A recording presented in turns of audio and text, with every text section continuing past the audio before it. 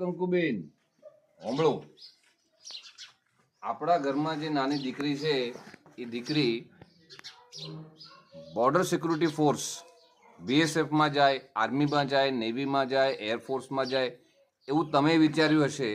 એવી એક દીકરી વડાણા ગામ અને ભાભર તાલુકાનું આ વડાણા ગામ અને ત્યાંની એક દીકરી સરસ એવું વડાણા ગામના એક ખેતરે અમે આવીએ છીએ અને ત્યાં બોર્ડર સિક્યુરિટી ફોર્સમાં એ સિલેક્ટ થઈ છે અને સિલેક્ટ થઈને જ્યારે અમે મોસા પર બેઠા છીએ અને અમે મુલાકાત કરી રહ્યા છીએ ત્યારે ગર્વની લાગણી મને પણ ખૂબ થઈ રહી છે કે દેશની ભૌમની સેવા કરવા માટે અને બોર્ડરની સિક્યુરિટી કરવા માટે એક નિશાબેન નામની દીકરી જે તમારા ઘરમાં, મારા ઘરમાં, દરેકના, આપણા બનાસકાંઠાના વાવથરાજના ધરતી પર જે ગામડે ગામડે જે શાળાઓમાં જે દીકરી ભણી રહે છે ને એ બધી બોર્ડર સિક્યુરિટી ફોર્સમાં જાય એ ગણતરીથી આજે અમે નિશાબેનને મળવા આવ્યા છે. નિશાબેનના મમ્મી, ભાઈ અને એમના કાકા અને પપ્પા અને બધા હાથે બેઠા છે.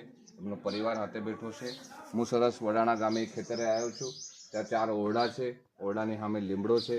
લીમડાના બાજુમાં સૂરો હળગી રહ્યો છે. એક દેગડું પાણી ગરમ થઈ રહ્યું છે. પક્ષીનો કલરવ થઈ રહ્યો છે. 3-4 લીમડા હજી બીજા ભાગે છે. એ ઘોડિયું બાંધ્યું છે અને એના સાથે સાથે સરસ પાણીનો મોટો ટાંકો છે અને 2-3 પીપળા છે અને એક ઘાસ પણ ખૂબ પડ્યું છે. ગાયો ભેંસો છે. એવું આ વાતાવરણ. એમાં નિશાબેને ખૂબ શિક્ષણની જ્યોત પ્રગટાવી, ખૂબ સારું શિક્ષણ લીધું, ગ્રેજ્યુએટ થયા, ડબલ ગ્રેજ્યુએટ થયા અને પછી બીએસએફમાં ફોર્મ ભર્યો. એને વાત કરશું. એકવાર નિશાબેન માટે જોરદાર તાલીઓથી ગડગડાટ કરી દઈએ. વડાણા ગામે વડાણા વડાણા ગામે છું. કાર ચલાવી રહેશો.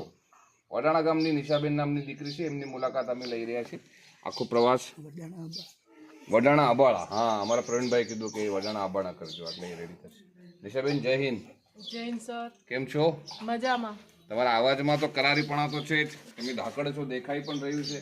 તમને ખૂબ શુભેચ્છાઓ છે. આ બનાસના ધરતી પરથી, વાવ થરાદના ધરતી પરથી અમે તમને નમન કરીએ છીએ, વંદન કરીએ છીએ.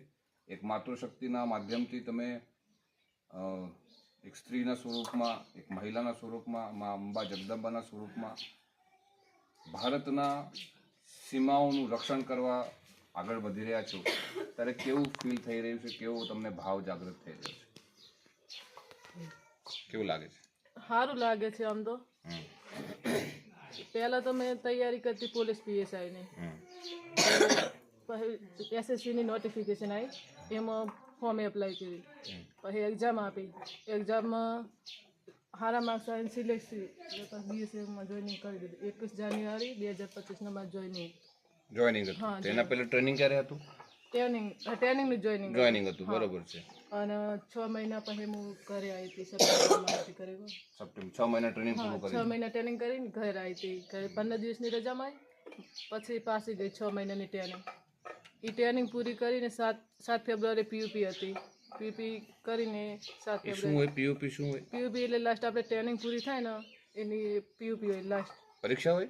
ના, આ ડ્રીલ કરાવે. હા, બરોબર છે. માર્ચિંગ કરાવે. માર્ચિંગ બરોબર.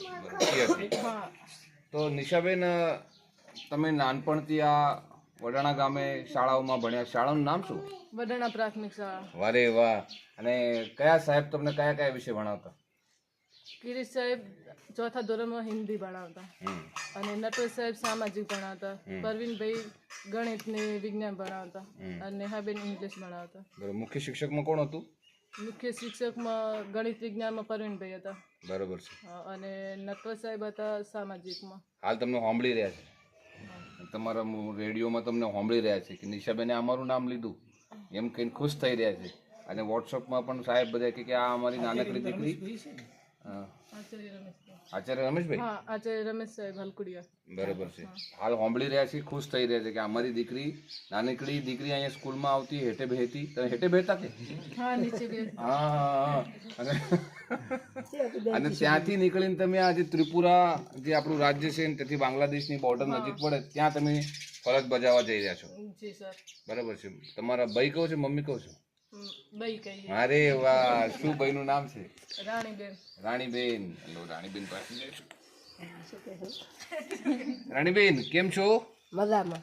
આ તમારી દીકરીની જે વાવવા થઈ રહી છે દીકરી જે ભારતની સેવા કરવા જઈ રહી છે તો યાદ નહીં આવે? હા, શાબાશ.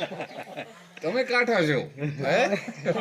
કાઠું રહેવું જ પડશે ને? રહેવું જ પડે ને. હવે એને જેવી હતી ને એને અમે તો કાઠી તો ઈ અમે તો મોકલી, પણ કાઠી તો મગજમાં શક્તિ રાખી એના હાથની હતી ને. બરોબર છે, બરોબર છે, હોશિયારી બીજી બોલવું સારું તો બધા એનામાં થતું ને. બરોબર છે, અમે તો મેં અમને શું ખબર એમ તો ભણશો.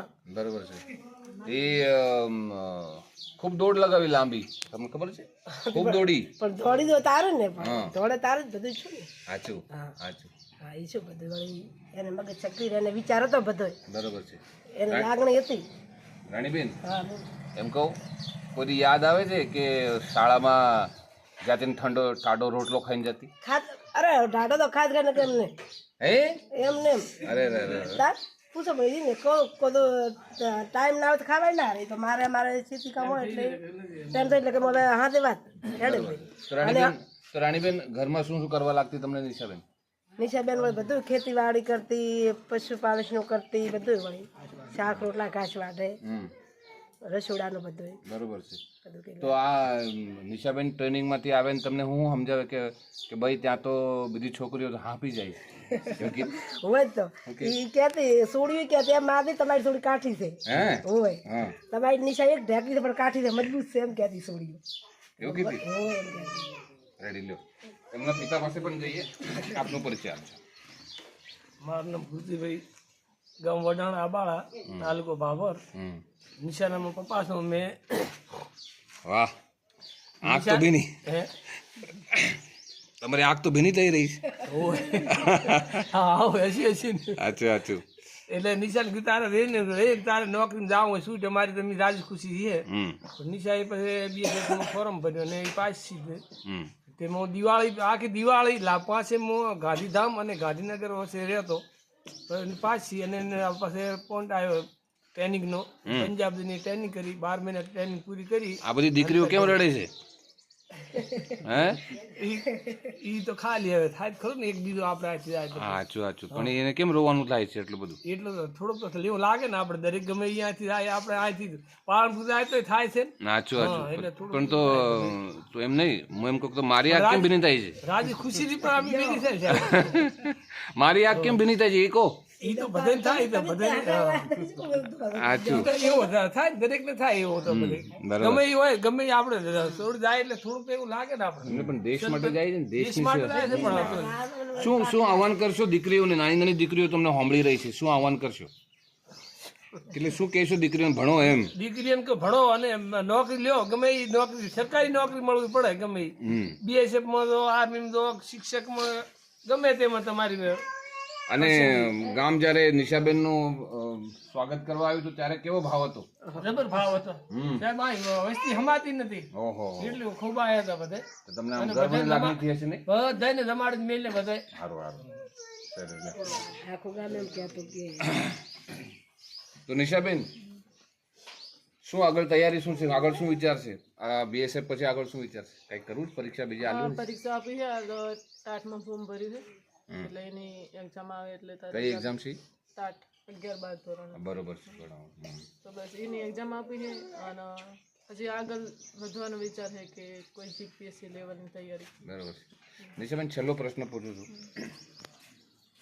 કે પરિસ્થિતિ પ્રતિકૂળ હોય, સારી પરિસ્થિતિ હોય તો ઠીક છે કે બધા જ ભણે ગણે, તો પરિસ્થિતિઓમાં જ્યારે તકલીફો ખૂબ પડતી હોય ત્યારે કેમ કાઠું રહેવું એ શીખવાડો જરા થોડું.